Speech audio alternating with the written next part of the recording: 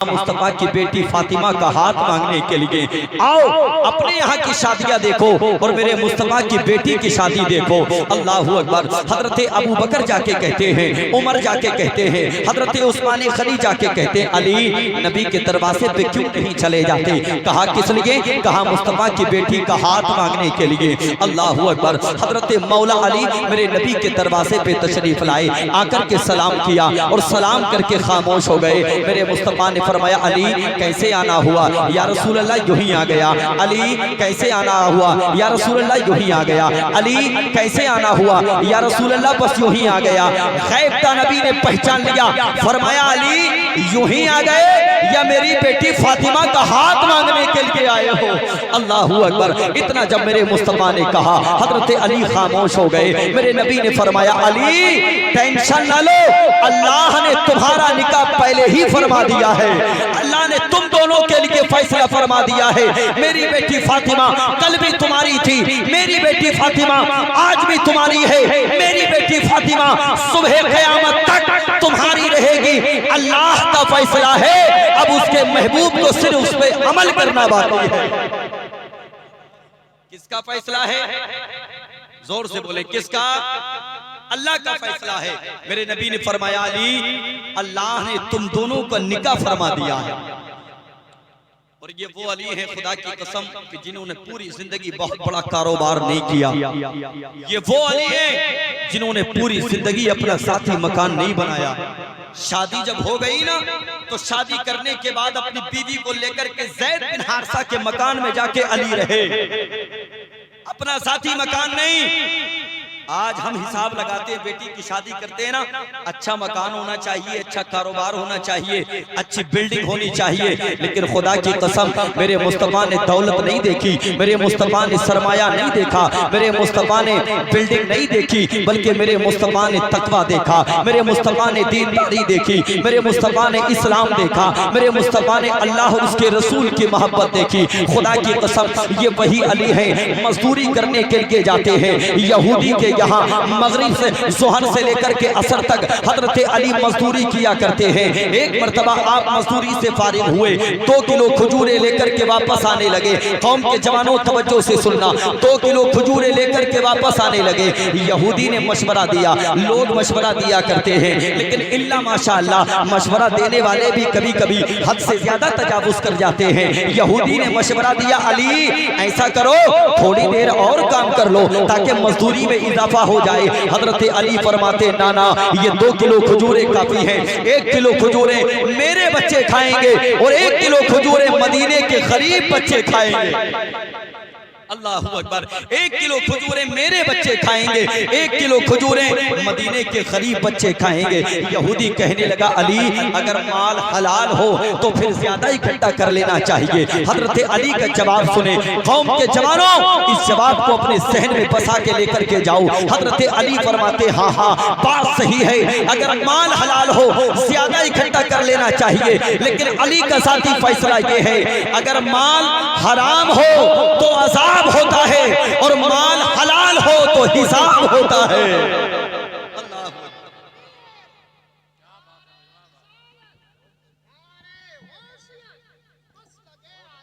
क्या फरमाया अली ने?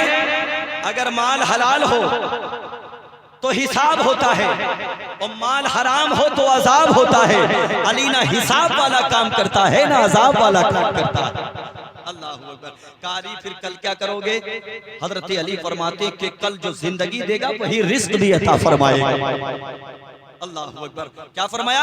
कल जो जिंदगी अता फरमाएगा कल वही रिस्क भी अता फरमाएगा। ये है अली। और खुदा की कसम, मेरे मुस्तफा ने जब अपनी बेटी को रुखसत किया था ना, मेरे मुस्तफा ने फरमाया था, बेटी फातिमा जा रही हूँ अपने घर? अर्ज किया, बाबा जा रही हूँ।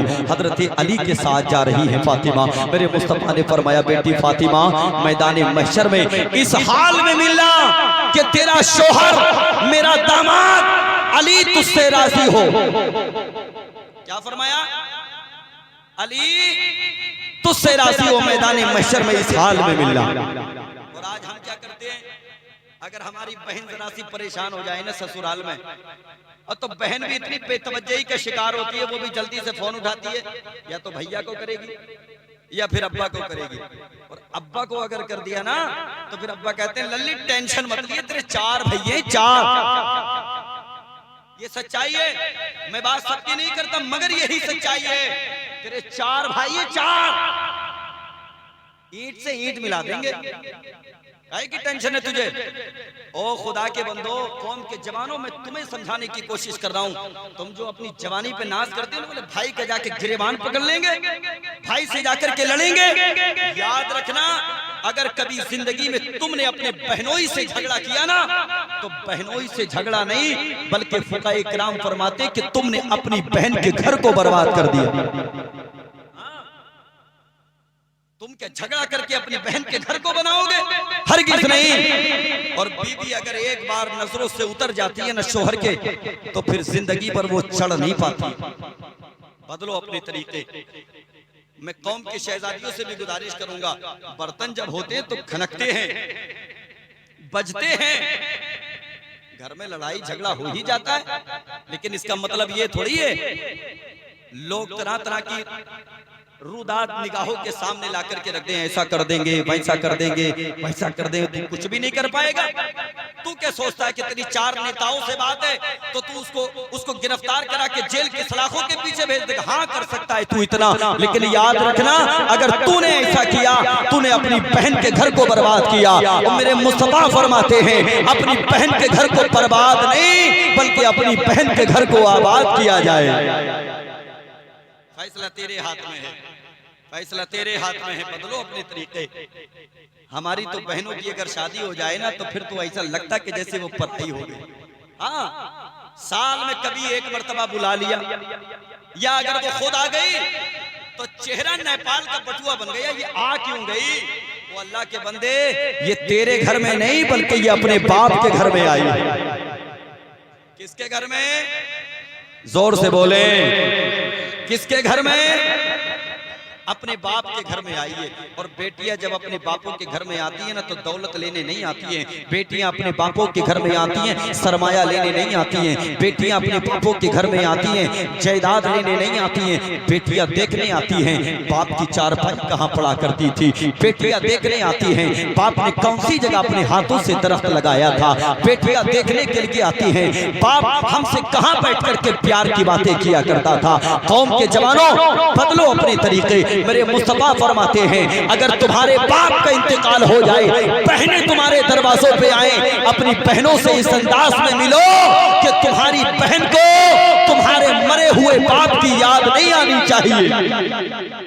हाँ, इस अंदाज में मिलो। बदलो अपने तरीके। बगदाद के गौसे आजम को जानते हैं? हाथ उठा के बताएं, जानते हैं? अभी तो बहुत ज्यादा टाइम भी नहीं हुआ मेरे भाई, 11 बजकर के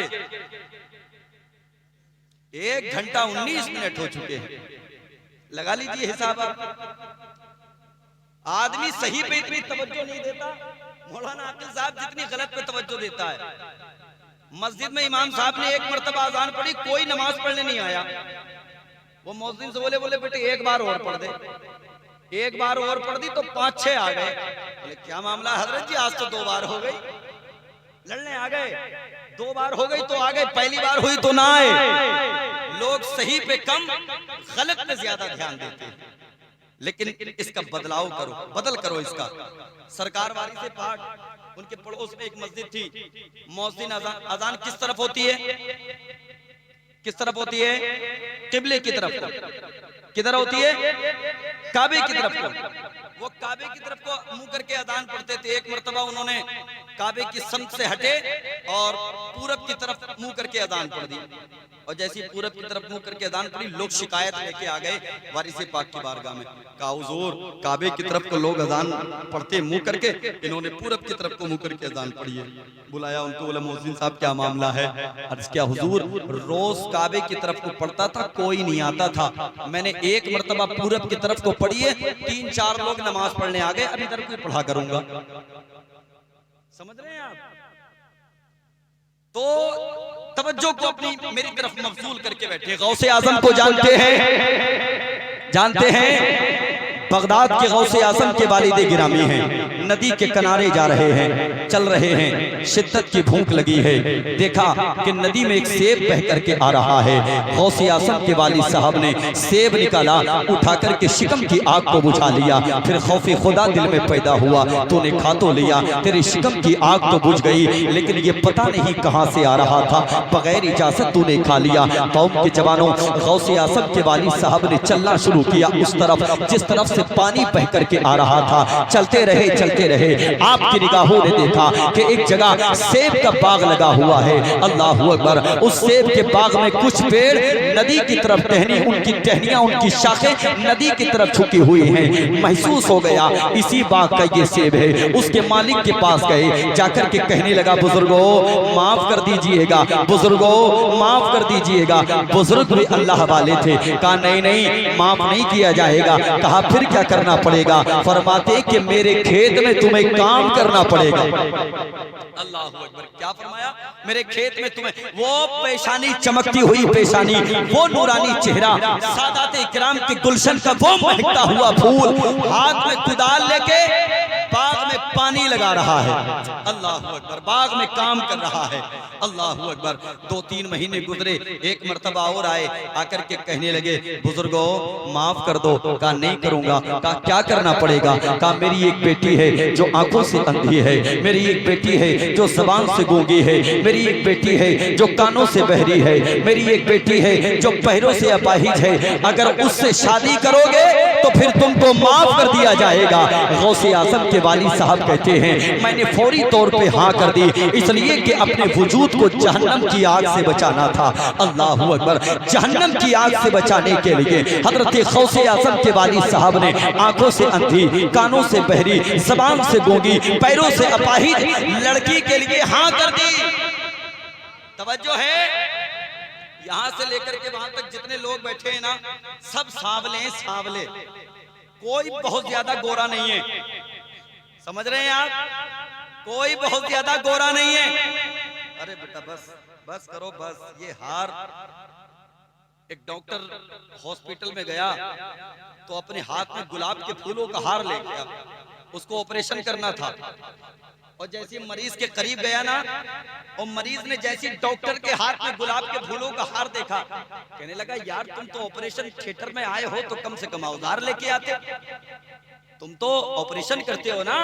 डॉक्टर ने कहा भाई साहब ये मेरी जिंदगी का पहला ऑपरेशन है, अगर कामयाब हो गया तो मैं डाल के जाऊंगा, और नहीं हो पाया तो आप तो इसके लिए हैं ही। समझ रहे हैं आप? लेकिन सूफिया फरमाते कि अगर कोई मोहब्बत से गुलाब के फूलों का हार डाले तो उसको कुछ देर पहने रहो ताकि उसकी दिल शिकनी ना हो, और कुछ देर के बाद उतार दिया जाए। तवज्जो है, मैं अर्ज कर रहा था कि यहां से लेकर के वहां तक बहुत ज्यादा कोई गोरा नहीं बैठा है, सब सांवले हैं। और जितने कुआरे सांवले हैं ना, अगर उनसे कहा जाए बीवी कैसी चाहिए तो कहेंगे गोरी। क्या कहेंगे? जोर से बोले, हंसने की बात नहीं है, तवज्जो से सुने, ये अपनी मन की बात है। क्या कहेंगे? गोरी। समझ गए होंगे, गोरी। और खुदा की कसम देखने जाती है ना, वो बहनें भी जो बिल्कुल काली कलोटी होती है ना, उन्हें भी गोरी भाभी चाहिए। हाँ, जो खुद काली है जाकर के नहीं गोरी चाहिए, गोरी।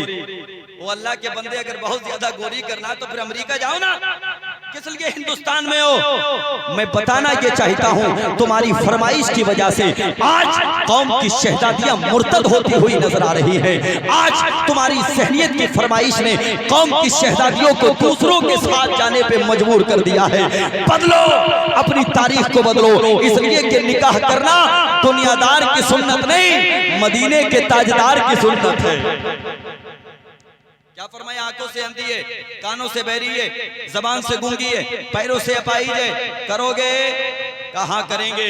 शादी करेंगे। शादी हो गई जी, और जैसी शादी हुई, गौसे पाक के वालिद साहब कमरे के अंदर तशरीफ लाए तो आंखों से अंधी नहीं, कानों से बहरी नहीं, जबान से गूंगी नहीं, पैरों से अपाहिज नहीं। डर गए, जल्दी से बाहर निकले और निकल के कहा हजरत जी ये तो मेरी वाली नहीं है, का मतलब का मेरी तो अंधी थी, मेरी तो गूंगी थी, मेरी तो बहरी थी, मेरी तो पैरों से अपाहिज थी, इसकी तो आंखें भी हैं, ये तो जबान भी है, इसके तो कान भी कुव्वते समात मजबूत भी है, इसके तो चलने के लिए पैर भी हैं। गौसे पाक के नाना फरमाते हैं, और कौम के जवान याद रख, आंखों से अंधी इसलिए है, आज तक इसने किसी खैर महरम को नहीं देखा।